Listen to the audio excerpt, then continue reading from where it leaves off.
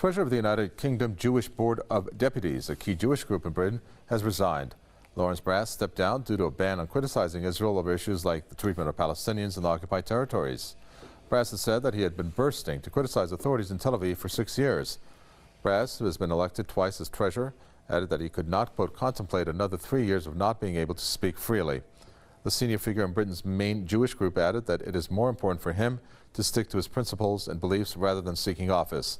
Israel has been committing horrendous crimes against Palestinians in the occupied West Bank and the Gaza Strip since its creation 6 decades ago. Mohammed Walji, a correspondent from London, joins us to tell us more about this. Mohammed Walji, it took him 6 years, but I guess better late than never. Tell us more about the story. Well, Lawrence Brass, he said he'd received very harsh and almost personal abusive criticism when he was vocal about Israel, and after 6 years he did think that this was a time when he had to leave and resign from his post. And this is quite an interesting point, and the reason I'm saying this is because we're at a time now in the United Kingdom where there's talk of anti-Semitism being on the rise. If we look at the summer offensive in Gaza, though, however, there's a lot of people now that saw the atrocities committed by Israel on civilians in Gaza and saw thousands dead. And what's happened now is a lot of people who may have been apathetic to the situation are now gearing more towards the support of the Palestinians in some cases.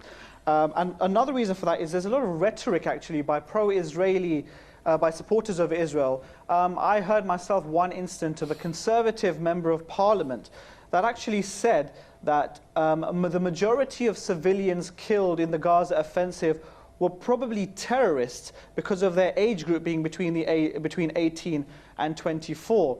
Now, there is also almost a muzzling of people who want to speak out against Israel. They're almost stopped in their tracks when they are critical of Israel and Israeli policy. So, for example, a recent case we had was Dr. Reverend Stephen Sizer. He's been a vocal critic of Israel, a staunch supporter of the Palestinian cause, and he posted something negative about Israel on his Facebook page, which caused a lot of distress for him, and a lot of people were very angered by it. And he's now been banned by the Diocese of Guildford to speak on Middle Eastern issues.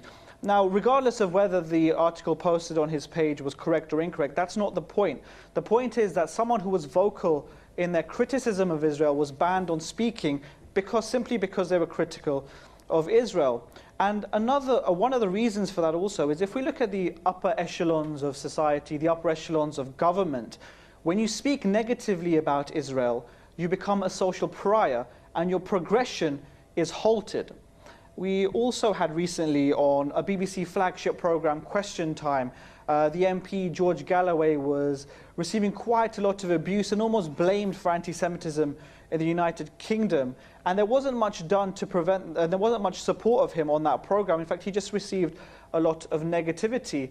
And it seems almost hypocritical, actually, that in a time when freedom of speech and freedom of expression is being debated in the UK, that things like this are becoming acceptable. It almost seems like there's one rule for support of Israel or being critical of Israel, and another rule for support or being critical of some other groups in the United Kingdom.